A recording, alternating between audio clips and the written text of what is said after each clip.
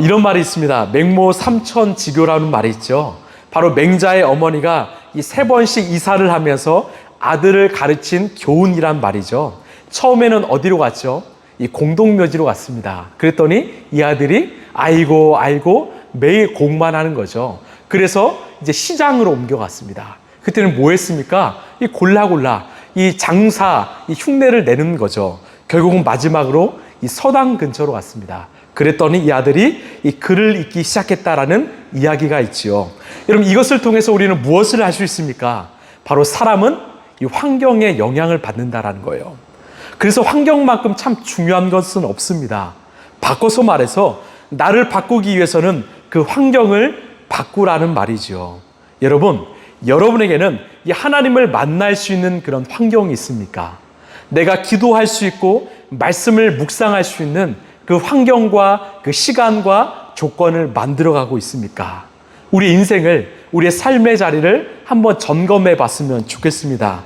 지금 이스라엘 백성들은 가나안을 눈앞에 두고 있지요. 이 모세는 알았습니다. 이들이 가나안 땅에 들어가면 분명히 가나안의 영향을 받을 것이다. 가나안의 환경 속에서 가나안의 문화를 얻게 될 것이다. 특별히 이들은 가나안처럼 이 왕을 요구할 것이다라는 이 예측을 했던 거지요. 그렇다면 어떤 왕을 세워야 하는가? 이것을 알려주시는 말씀입니다. 여러분, 이스라엘에게는 왕이 있습니까? 없습니까? 없지요. 사실 왕이 필요 없지요. 왜? 하나님이 이스라엘의 왕이시기 때문입니다. 하나님이 모든 왕 중에 뛰어나신 왕이시기 때문이지요. 그런데 이들은 곧 왕을 요구할 것입니다. 왜요? 눈에 보이는 왕이 있어야 자신들이 안전하기 때문이죠. 안심이 되기 때문이죠. 제가요, 이 성경을 묵상하면 묵상할수록 우리 하나님 참 인격자이시다라는 생각을 합니다. 왜? 이들의 고민에 하나님은 이 빠짐없이 응답하시기 때문입니다. 여러분, 우리가 왜 기도해야 할까요? 우리 하나님은요, 우리가 말 못한 그 신음에도 응답하시는 하나님이시기 때문이죠. 여러분, 믿으십니까? 여러분, 그래서 우리는 입을 열어서 기도해야 합니다. 우리 하나님께서 우리의 아버지시기 때문에 우리가 못할 기도가 없겠지요. 여러분, 기도하시길 바랍니다. 오늘 하나님은 모세를 통해서 그 답을 주시는데요. 우리 14절에서 15절입니다. 시작. 주 당신들의 하나님이 주시는 그 땅에 들어가서 그 땅을 차지하고 살 때 주위의 다른 모든 민족같이 당신들도 왕을 세우고 싶다는 생각이 들거든. 당신들은 반드시 당신들의 하나님이 택하신 사람을 당신들 위에 왕으로 세워야 합니다. 당신들은 결의 가운데서 한 사람을 왕으로 세우고 같은 결의가 아닌 외국 사람을 당신들의 왕으로 세워서는 안 됩니다. 아멘. 자, 지금 왕을 세우면서 2가지 조건을 말씀합니다. 하나는 하나님이 택하신 사람을 세우라는 겁니다. 하나님이 지정하신 사람이라는 거죠. 이 택하다라는 말을 히브리어로 이 빠하르라고 하는데 어떤 뜻이냐면 이 기뻐하다라는 뜻을 갖고 있어요. 택하다, 하나님이 기뻐하다라는 거죠. 즉 하나님이 기뻐하시는 사람, 즉 하나님의 마음에 합한 사람을 세우라는 말씀입니다. 대표적으로 누굴까요? 바로 다윗과 같은 사람이죠. 자, 2번째 조건은요, 바로 외국 사람이 아니라 같은 결의의 사람. 이 개역개정에는 형제를 택하라고 말씀합니다. 여러분, 왜 형제일까요? 바로 같은 하나님을 믿는 같은 민족이기 때문이에요.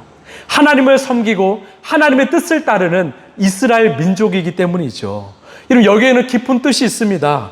왕이라고 해서 내 마음대로 다스리는 것이 아니라 바로 같은 하나님을 믿는 같은 형제로서 겸손하게 다스릴 수 있는 왕을 택하라는 거죠.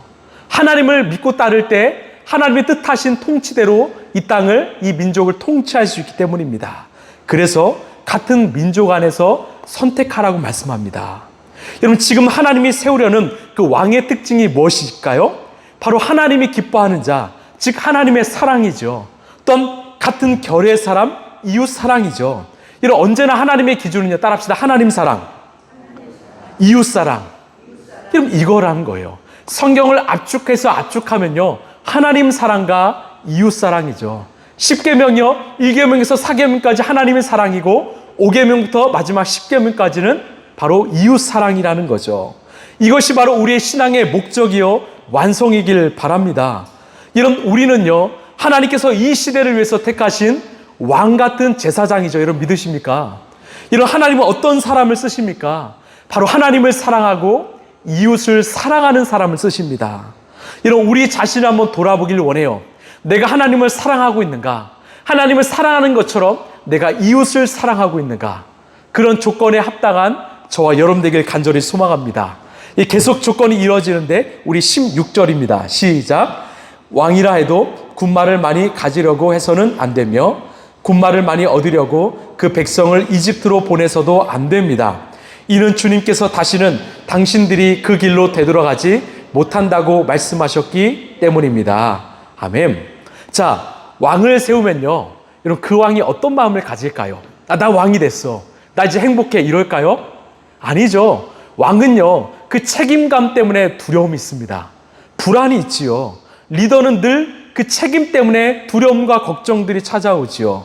왜 그럴까요? 바로 백성들에게 인정받고 싶은 욕구 때문이죠.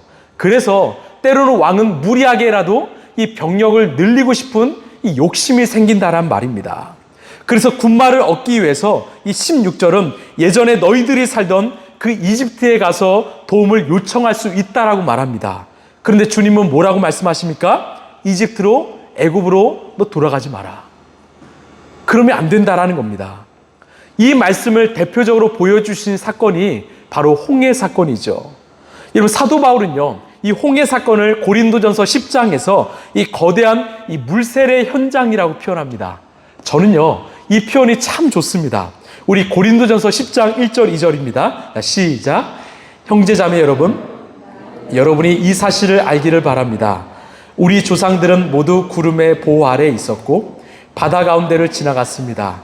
이렇게 그들은 모두 구름과 바다 속에서 세례를 받아 모세에게 속하게 되었습니다. 아멘. 그들은 모두 구름과 바다 속에서 무엇을 받아요? 세례를 받았다라고 표현해요.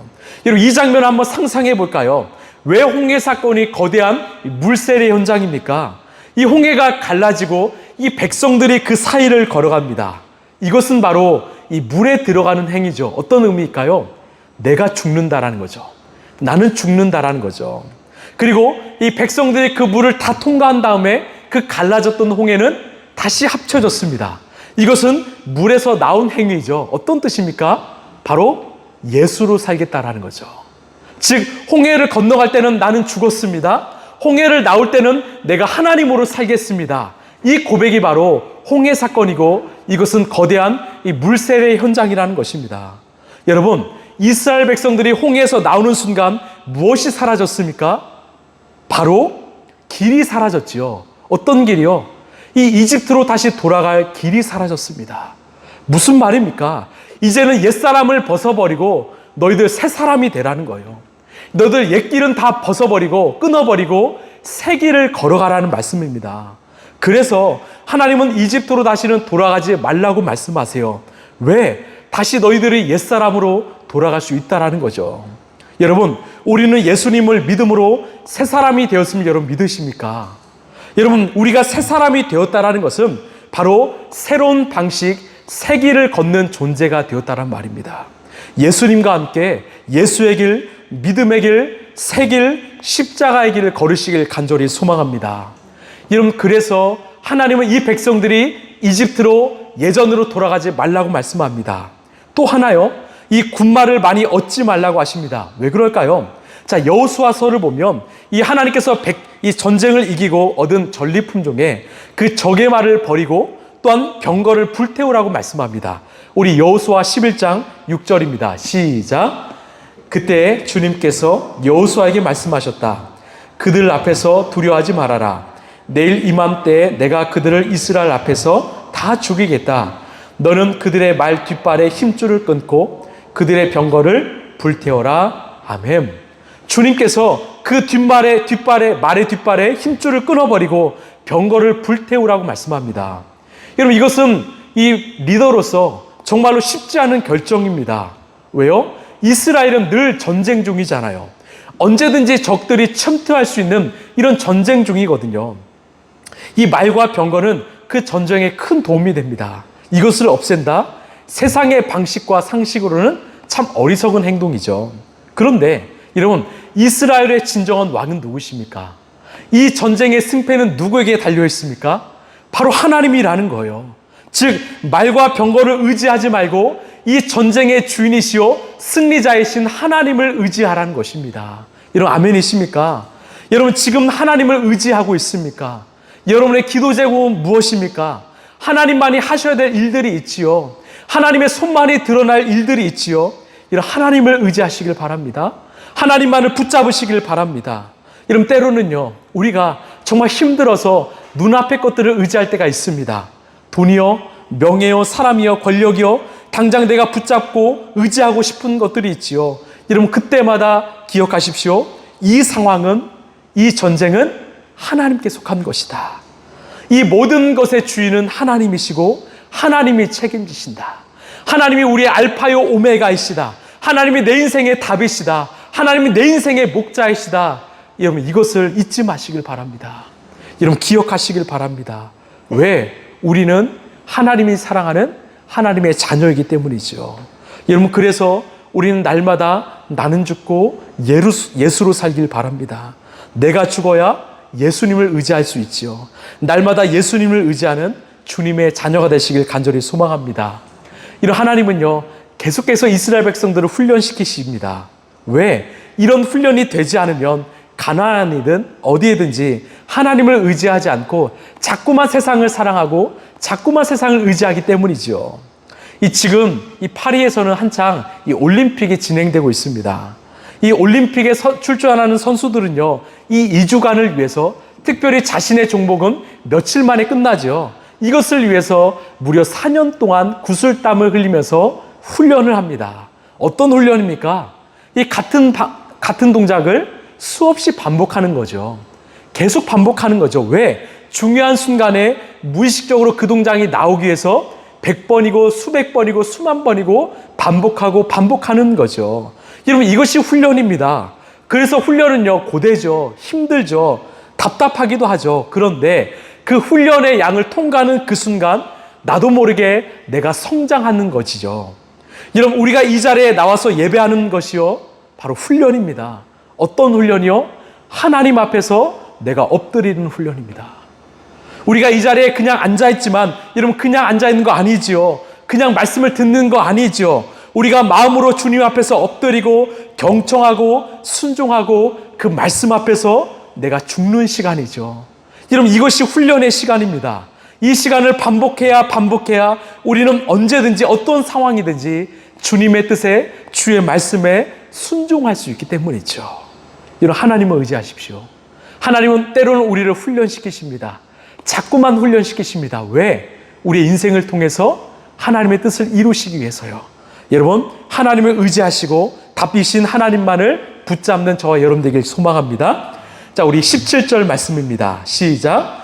왕은 또 많은 아내를 둠으로써 그의 마음에 다른 데로 쏠리게 하는 일이 없어야 하며 자기의 것으로 은과 금을 너무 많이 모아서도 안 됩니다. 아멘. 자, 계속해서 어떤 왕을 세워야 되는지 말씀하십니다. 흥미로운 것은요, 바로 아내에 대한 부분이에요. 저는 이 말씀을 참 많이 공감합니다. 제가요, 약 14년 동안 목회를 잘 할 수 있었던 이유도, 또는 이 자리에 서서 말씀을 전할 수 있는 이유도 바로 하나님이 함께 하시지만 특별히 저에게는 이 아내가 있기 때문이죠. 이런 하나님은요, 아담에게 이 하와라는 아내를 주셨습니다. 이 하와를 뭐라고 말씀하십니까? 바로 이 돕는 배필이라고 하죠. 이 돕다란 말을 히브리 말로 이 에제르라고 합니다. 이 에제르에서 우리가 잘 아는 본질, 기본, 필수라는 의미의 이 에센셜이 나왔어요. 즉, 없어서는 안 될 존재라는 거죠. 즉, 우리 삶 속에서 본질을 보게 하고 깨닫게 하는 존재가 바로 돕는 배필이고 아내라는 것입니다. 여러분, 우리 인생의 진정한 에제르는 누구일까요? 바로 예수 그리스도이시죠. 또는 우리 인생에서 우리의 아내라는 존재가 바로 본질을 보게 하는 에제르라는 것입니다. 그런데요, 이 17절은 이 아내를 많이 두면 오히려 본질을 잃어버리게 된다라고 말씀하세요. 여러분, 이 시대는요, 부부관계가 깨어지고 있습니다. 잘못된 사랑으로 인하여, 불륜으로 인하여 많은 가정들이 깨어지고 있지요. 여러분, 하나님이 허락하신 한 사람으로 만족하시길 바랍니다. 여러분, 부부 생활은, 결혼 생활은 내가 예수님을 닮아가도록 허락하신 훈련의 장임을 여러분 기억하시길 바랍니다. 이것의 실패 사례가 바로 솔로몬 왕이죠. 지혜의 왕이었던 솔로몬이 많은 여인을 둠으로, 많은 아내와 첩을 둠으로 지혜를 잃어버리고 나라가 망하게 되었지요. 여러분, 내 곁에 있는 아내와 남편은 하나님이 내게 주신 그 한 사람임을 기억하시고 서로 존경하고 사랑하시길 바랍니다. 그때 비로소 우리는 우리에게 주신 그 사람을 사랑할 때 하나님을 더 신뢰하고 사랑할 수 있는 것입니다. 제가요, 이 청소년이나 청년 집회 가면 꼭 하는 말이 있습니다. 부모님을 사랑하지 않으면 결코 하나님도 사랑할 수 없다라고 저는 말합니다. 왜요? 눈에 보이는 사람도 사랑하지 못하는데 우리가 어떻게 눈에 보이지 않는 하나님을 사랑할 수 있겠는가? 늘 이 말을 전합니다. 여러분, 내 남편, 내 아내, 또 내 부모, 내 자녀가 하나님이 내게 주시는 하나님의 사랑의 훈련의 장임을 여러분 꼭 기억하시길 바랍니다. 결국 왕을 뽑을 때도 그 가정을 보라는 말이죠. 자, 우리 18절, 19절입니다. 시작. 왕위에 오른 사람은 레위 사람 제사장 앞에 보관되어 있는 이 율법책을 두루마리에 옮겨 적어 평생 자기 옆에 두고 읽으면서 자기를 택하신 주 하나님 배우며 이 율법의 모든 말씀과 규례를 성심껏 어김없이 지켜야 합니다. 아멘. 자, 무슨 말이냐? 하나님의 말씀을 곁에 두고 기록하면서 지키라는 것입니다. 다시 말해서 너 왕이야? 그러면 말씀의 사람이 되라는 거예요. 이것이 오늘 말씀의 결론입니다. 이런 왕을 뽑을 때 하나님은요, 여러 가지 조건을 말씀하세요. 어떤 조건이요? 하나님이 택한 사람, 또한 같은 이 동족, 욕심을 제어할 수 있는 사람, 또한 아내를 사랑할 수 있는 사람, 여러 가지 조건을 말씀하십니다. 그런데 이 많은 것들을 지킬 수 있는 사람이 누구일까요? 바로 18절, 19절의 사람입니다. 즉 하나님의 말씀을 지키고 그대로 살아가는 사람이지요. 여러분, 왜 하나님의 말씀을 지키는 것이 복이 있을까요? 왜 하나님의 말씀을 묵상하는 것이 우리의 삶의 복일까요? 바로 이 말씀이 우리 인생의 사용 설명서이기 때문입니다. 우리가 가령 물건을 샀으면 그 물건을 가장 가치 있게 사용하기 위해서는 바로 사용 설명서대로 사용하면 되지요. 우리가 밥솥을 샀는데 그냥 물을 끓여 먹는 데 사용한다면, 에어컨을 샀는데 공기청정기에만 사용한다면 여러분, 그것은 물건을 가치 있게 사용하는 거 아니지요. 이런 하나님이 우리를 당신의 형상에 맞게 존재하게 하셨는데, 만드셨는데, 우리에게 하나님의 권세를 주셨는데 그것을 활용하지 못한다? 우리 입술에 권세를 주셨는데 그것을 활용하지 못한다? 이런 가치 있게 사용하는 인생이 아니라는 거죠. 우리가 왜 말씀을 봅니까? 이 말씀에 우리의 인생의 답이 있기 때문입니다. 이 말씀에 우리 인생의 길이 있기 때문이죠. 여러분, 말씀을 보십니까? 말씀을 묵상하십니까? 그러면 우리의 삶에 답이 보이기 시작합니다. 길이 보이기 시작하죠. 하나님의 음성을 통해서 우리 인생의 해답을 찾기 시작합니다. 이런 말씀을 알면 알수록 우리의 인생은요, 더욱더 확장되어 갈 것입니다. 우리에게 주시는 하나님의 비전, 소명, 사명은 더 확장될 것입니다. 그래서요, 이런 말씀의 사람이 되십시오. 이런 말씀을 소홀히 하지 마십시오. 이 말씀이 내 인생을 건지고 내 인생을 인도하고 내 인생을 가장 고기롭고 가치 있게 만드는 하나님의 말씀임을 여러분 기억하시길 바랍니다. 우리 마지막 20절입니다. 자, 시작. 마음이 교만해져서 업신여기는 일도 없고 그 계명을 떠나서 좌로나 우로나 치우치지도 않으면 그와 그의 자손이 오래도록 이스라엘의 왕위에 앉게 될 것입니다. 아멘. 여러분, 좋은 왕을 뽑는 것으로 끝이 날까요? 아닙니다. 더 중요한 것은요, 그 왕이 본질 초심을 잃어버리지 않고 끝까지 통치하는 것입니다. 이런 많은 왕들이 여기에서 실패하는 거죠. 잘 뽑혔습니다. 좋은 제목이 뽑혔는데 결국은 초심을 잃어버려서 결국은 망해버린 일들이 너무나 많이 기록되어 있지요. 대표적인 사례가 바로 사울 왕이지요. 권력과 욕심으로 망했습니다. 결국 교만의 싸움이지요. 저도요, 늘 그 초심, 본질을 생각합니다. 겸손, 또 겸손, 그리고 겸손을 생각하지요. 제가 만약 교만해져서 초심을 잃어버린다면 우리 공동체도 망할 수밖에 없기 때문이죠. 그렇지만 저는요, 때로는 두렵지 않습니다. 왜요? 저는 답을 알고 있기 때문입니다. 그 답은 바로 말씀의 사람이 되는 것입니다. 제가 날마다 매일 묵상을 통해서 저 역시 그 은혜를 누리면, 하나님 곁에 붙어만 있으면 하나님께서는 끝까지 저의 인생을 목회길 속에서 인도하실 것을 저는 믿기 때문입니다. 여러분도 마찬가지죠. 여러분이 말씀의 사람이 되시는 한 여러분의 인생은요, 그 초심이, 그 본질이 끝까지 벗어나지 않고 하나님 나라 갈 때까지 쓰임받는 인생이 될 것입니다. 여러분, 그러면 어떻게 될까요? 20절에 분명히 말하죠. 그와 그의 자손이 오래도록 이스라엘의 왕위에 앉게 될 것입니다. 여러분, 우리가 말씀대로 살면요, 하나님이 우리를 오랫동안 끝까지 사용하실 것입니다. 저는 이 말씀을 참 사랑합니다. 우리 베드로전서 1장 24, 25절 시작. 모든 육체는 풀과 같고 그 모든 영광은 풀의 꽃과 같다. 풀은 마르고 꽃은 떨어지되 주님의 말씀은 영원히 있다. 이것이 여러분에게 복음으로 전해진 말씀입니다. 여러분, 아멘이십니까? 여러분, 모든 것은 시들고 저물지만 하나님의 말씀은 영원하다라는 거예요. 우리 함께 따라할까요? 주 법사 평장. 다시요. 주 법사 평장. 제가 무슨 말이냐, 이니셜인데요. 이 뜻이요. 시편 119편 165절인데 주 법사 평장은 주님의 법을 사랑하는 자에게는 평안이 있으리니 장애물이 없으리로다. 다시요. 주 법사 평장. 네. 그래서 이것을 꼭 기억하세요. 주님의 법을 사랑하는 자는 결코 평안하리니 장애물이 없을 것이다. 주 법사 평장.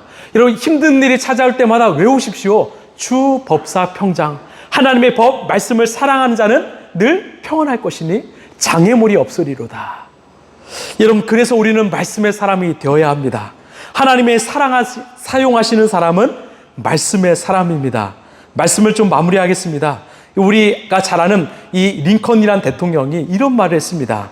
나는 영의 식탁에 나가기 전에 육의 식탁에 나간 적이 없다. 나는 영의 식탁에 나가기 전에 육의 식탁에 나간 적이 없다. 여러분, 링컨은요, 이 대통령 취임식 석상에서 아주 작고 낡은 성경책을 들고 이렇게 고백했습니다.